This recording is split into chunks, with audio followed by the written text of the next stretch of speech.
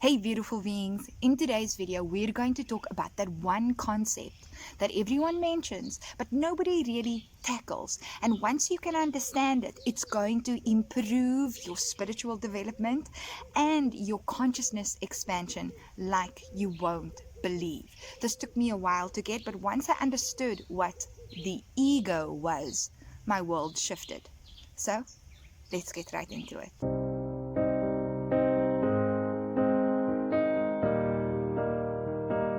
Hey beautiful beings, I'm Terry Nightingale and I help people awaken to their true selves through practical tips, life experience and unconditional love. So, if you're new to this channel, remember to like and subscribe and remember to hit the notification bell. I do videos 3 to 4 times a week on consciousness expansion and spiritual development, all designed to suit you, and these are all taught with unconditional love. So if that's rings your bell, then remember to subscribe. So let's get into what is the ego and why it's important for your spiritual awakening. So beautiful beings, I'm going to do this video in 3 parts.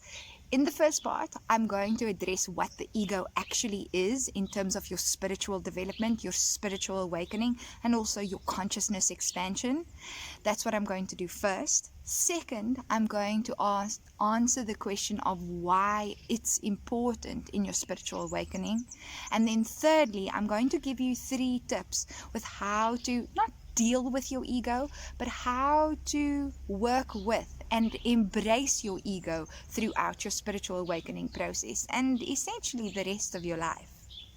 A common misconception many of us have when we talk about the ego is that the ego refers to, in the general sense, someone's self-worth or self-esteem, which is why we talk about someone having a big ego and someone having a small ego. But in this video, we're not talking about that. The other understanding of ego that you may have come across in your life is Freud's understanding and what is used in psychoanalytic terms, which is the ego is the mediator between the id, which is the subconscious and unconscious desires, so the biological functions of the human personality, and then the superego, which is the social functions or morality side of the human personality. And usually superego is influenced by some other authority figure, such as parents or society. And then the ego is that space in between that negotiates between the id and the superego. I'm not referring to that duty too. And then on top of that, there may be a whole bunch of other definitions and understandings of what the ego is. So why is this important? This is important because this just shows you how everything is a concept. In our general understanding, we know what an ego is.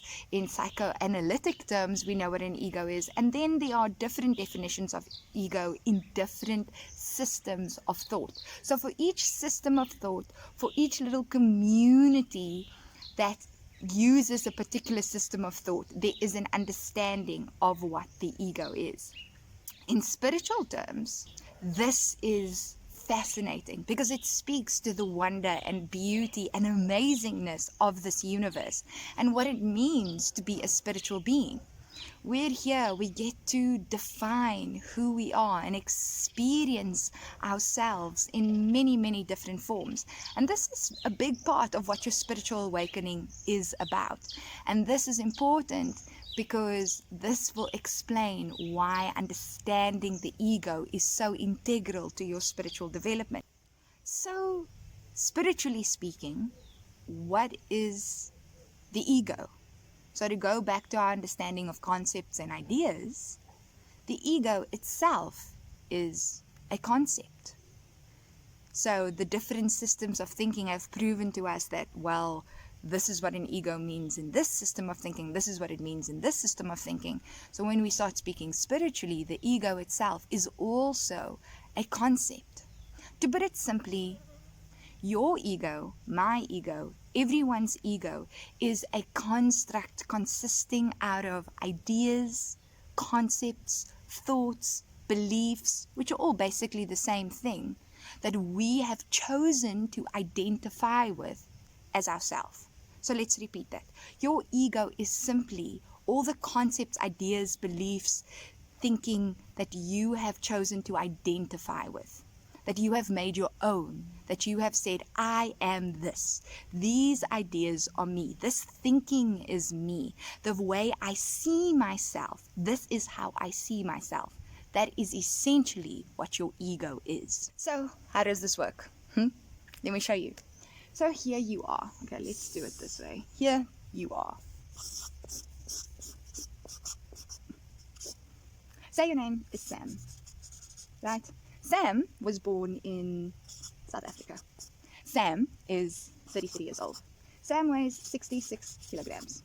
Sam is an accountant. Sam has blonde hair. Sam speaks 3 languages.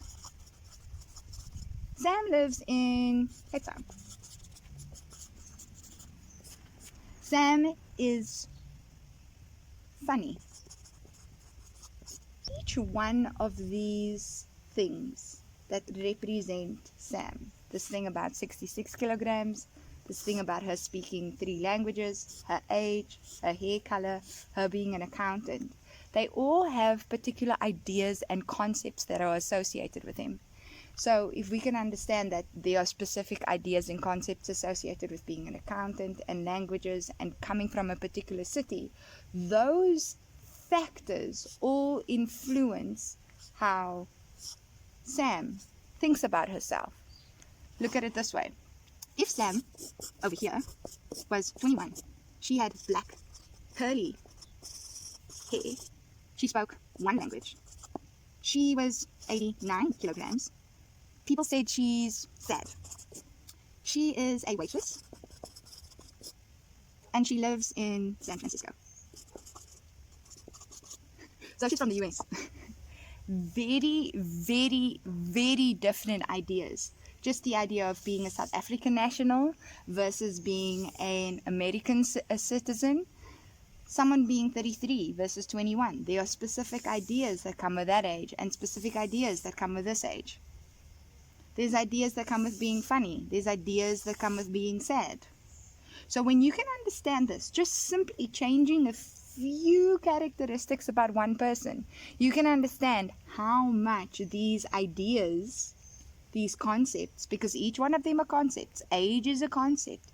A city itself and what comes with it has a particular atmosphere, types of people that all influence the kind of ideas we have about that city. Weight, a specific weight comes with ideas, thoughts, concepts around that. Jobs comes with specific ideas, thoughts, concepts around that. Her having a different kind of hair comes with ideas, thoughts, concepts around that specific concept. But the thing is, these ideas, thoughts, and concepts, which come with their own ideas, thoughts, and concepts, which make them the ideas, thoughts, concepts that they are not the only things that define the ego. What also defines the ego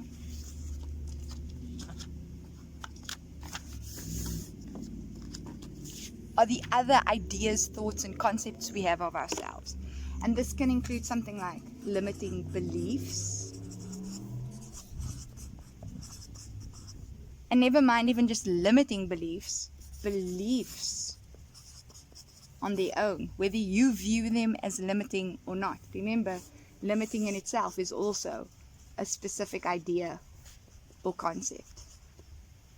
So beliefs, ideas about the body,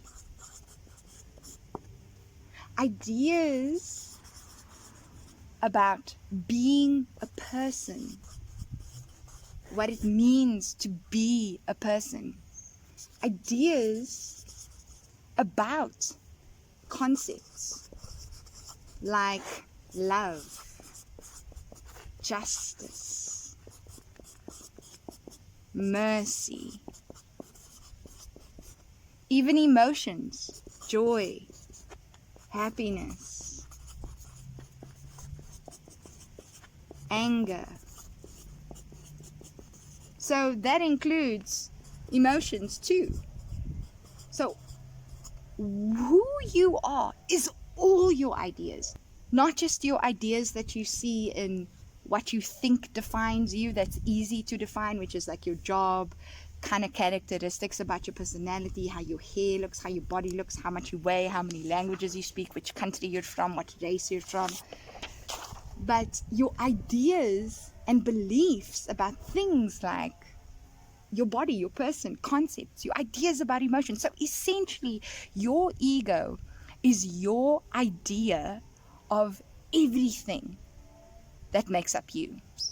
And that includes millions of beliefs, millions of conclusions about particular concepts. This is important to note. So the word conclusion here is very important in understanding your ego. Because now I'm going to talk about the one thing that defines the ego that nobody really talks about. I'm going to talk about the one thing that defines the ego and makes it separate from spirit. So, here we have person with ideas about their body, about their person, about things that they do, about the emotions that they feel, about where they're born, about which country they live in. They have all of these ideas, and they've come to conclusions about what these ideas mean. So what am I talking about conclusions? For example, if I am sad and I've been described as a sad person, I may draw the conclusion, may make the judgment that I am not good. It's not good to be a sad person, right?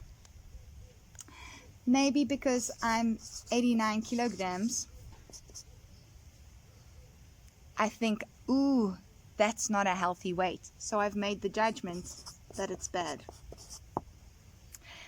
And if I'm a waitress, is there something wrong with that job? Is it a good job? If I'm black, now, judgments don't only have to be good or bad. This is important to note. Judgments don't only have to be good or bad. Judgments talk about our conclusions. Our conclusions. The perspectives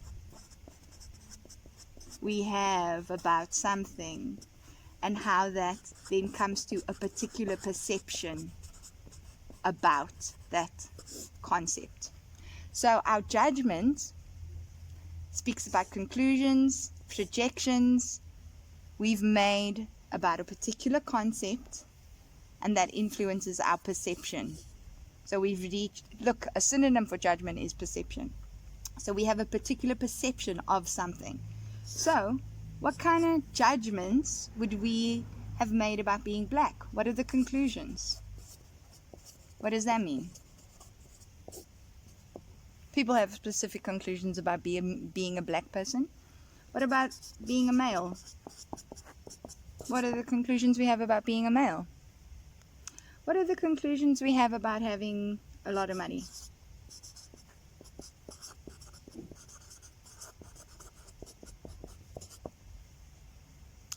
What about conclusions about living by the ocean?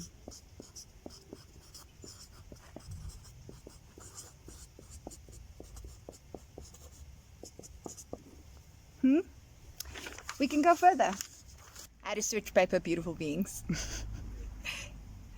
And we can go further. What kind of conclusions, i.e. judgments,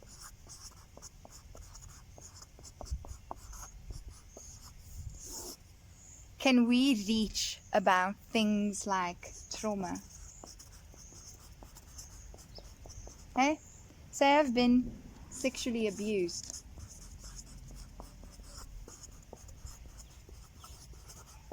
What kind of judgments have I reached about being sexually abused?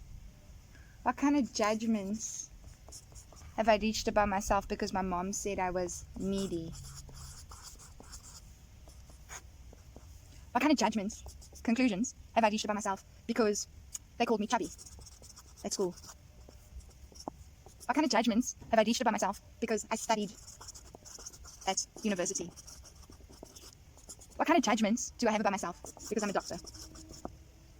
So this is really important to understand. This is what separates the ego from spirit. Spirit does not draw any conclusions or judgments on separate concepts. The mere fact that there are concepts and judgments and ideas, specific conclusions that come with being sexually abused or being needy or chubby or having studied at university or doctor or being a doctor, that in itself is separation from all that is. That in itself is what defines the ego. The ego reaches conclusions about things. For God, for the universe, for all that is, all is one. But in order to be able to see that, we have to see it from the perspective of the universe, of God. When we look through ego's eyes, we look with judgment. And that is how we draw the conclusions, and often it comes in good and bad, about things. It is our judgment that often makes us make these negative things that we see. Because judgment itself, have to draw conclusions about something, having to define something in a specific way, comes from a space of fear.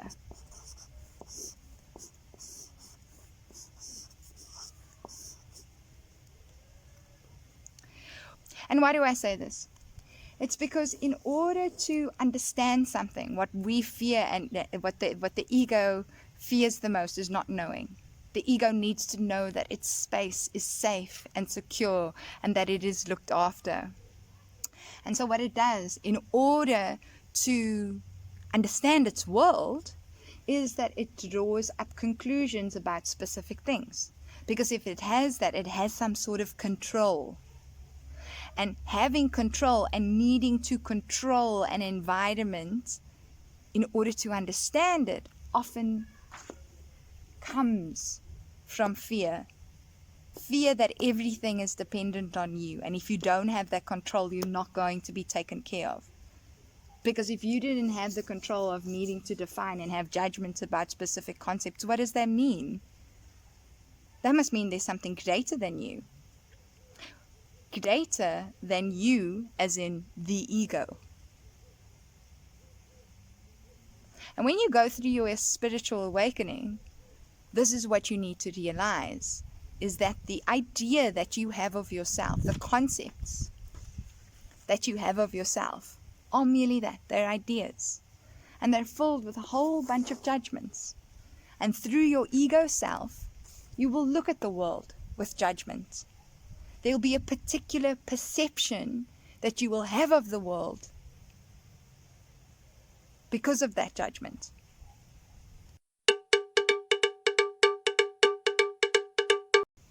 So why is understanding all of this important for your spiritual awakening?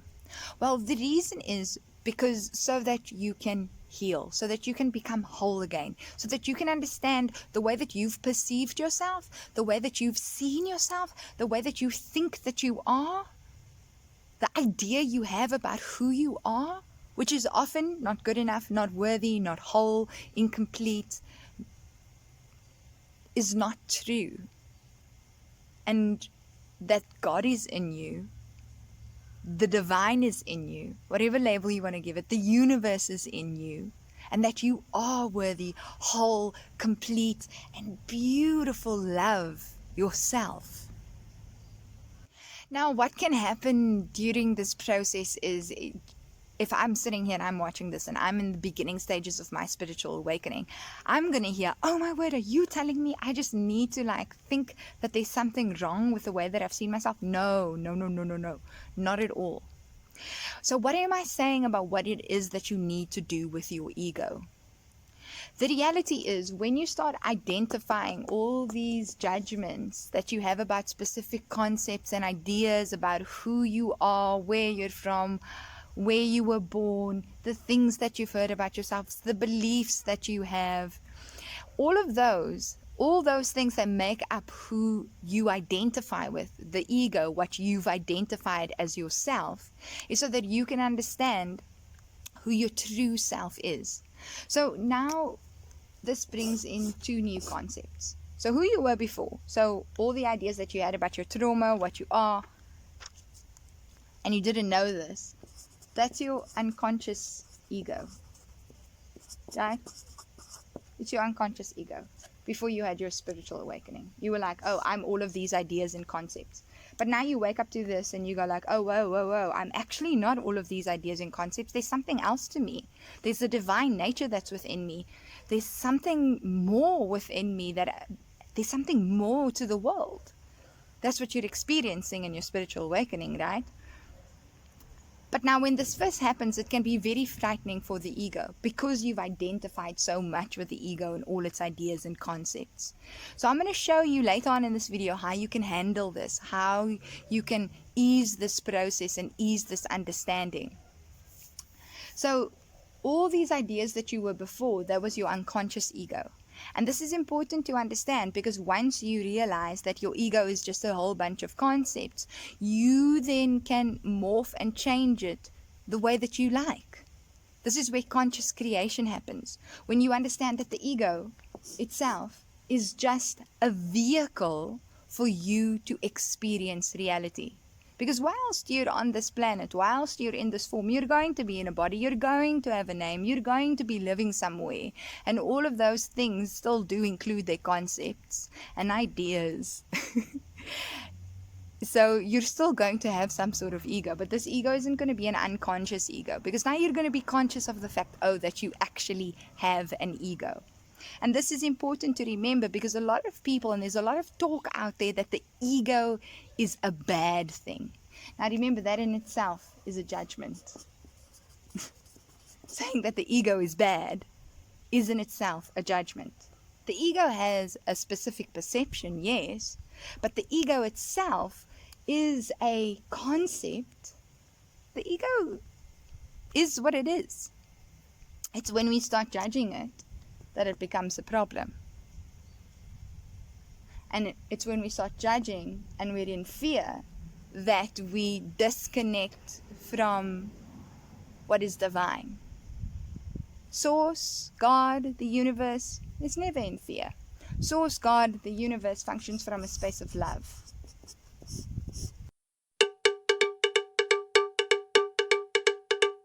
So beautiful beings, we understand that the ego is a bunch of ideas, concepts, thoughts, ideas of thinking that we have around ourselves, what we think we are to be. This is why the disidentification with the mind is so important, because all of those ideas and thoughts and beliefs that we have about ourselves exist in the mind. But more on that in future videos.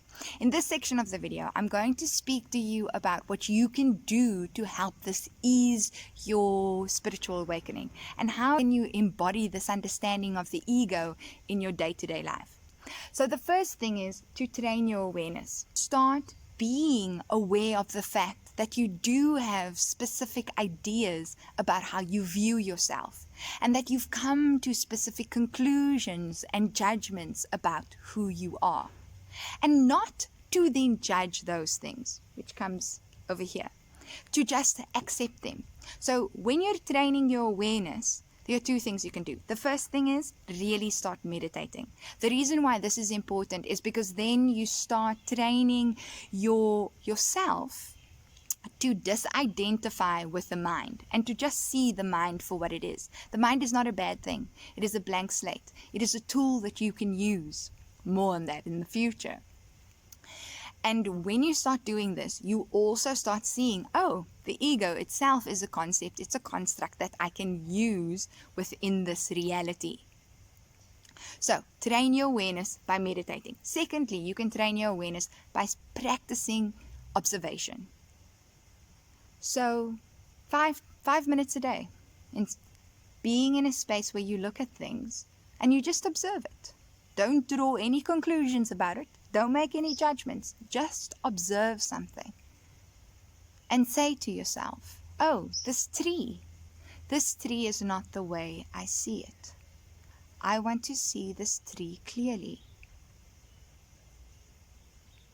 And just allow yourself to have that experience.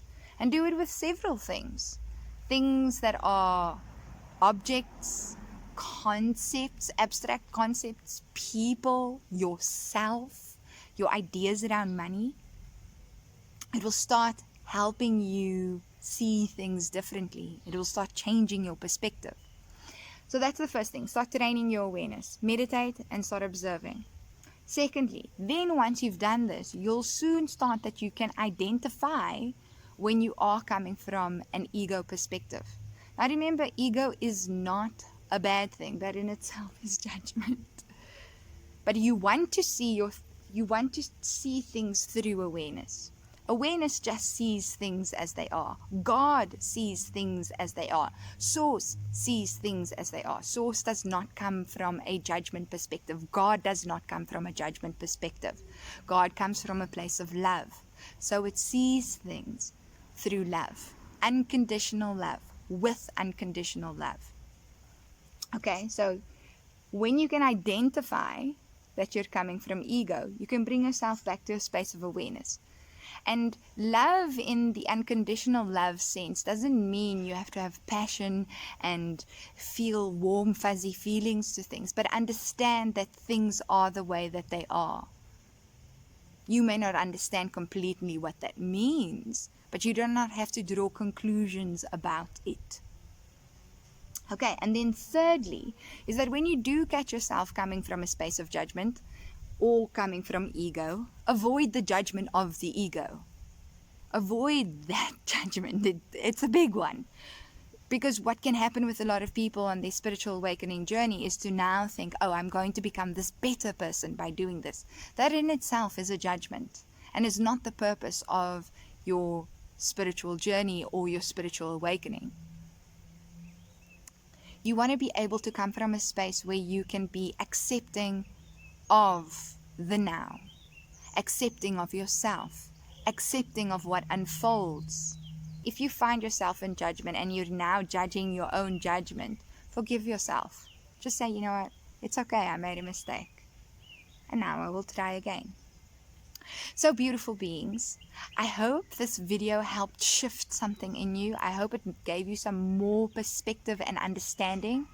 This concept can be talked about very much, but the most important thing is that it's a concept right now. And the most important thing you can do for yourself is, instead of just having it be a concept, is to experience it.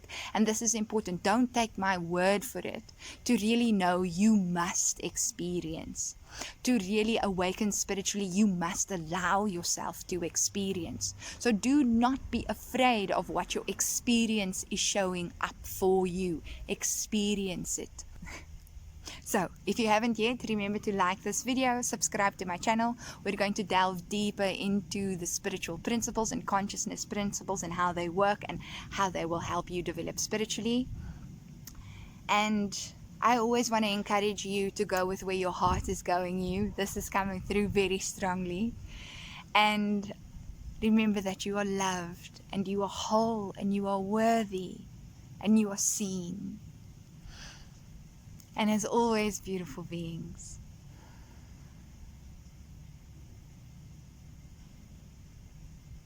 I wish you love. Bye, beautiful beings.